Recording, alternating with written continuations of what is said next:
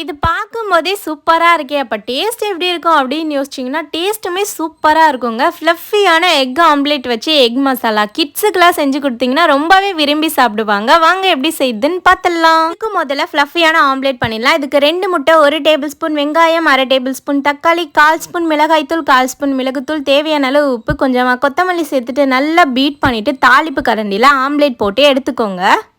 அடுத்து ஒரு பேனில் எண்ணெய் சேர்த்துட்டு பொடி பொடியாக கட் பண்ண ஒரு பெரிய வெங்காயம் சேர்த்துக்கோங்க. 2 பச்சை மிளகாய் சேர்த்துட்டு வதக்கி விட்டுருங்க.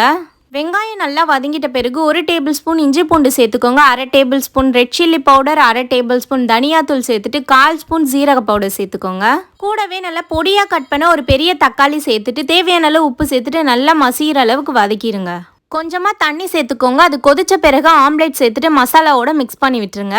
ஆம்லேட் சேர்த்துட்டு 5 மினிட்ஸ் கழிச்சு ஸ்டவ் ஆஃப் பண்ணிடுங்க. கடைசியாக கொத்தமல்லி சேர்த்துக்கோங்க. கண்டிப்பாக ட்ரை பண்ணி பாருங்கள். நாளைக்கு பார்க்கலாம். டாடா பாய்.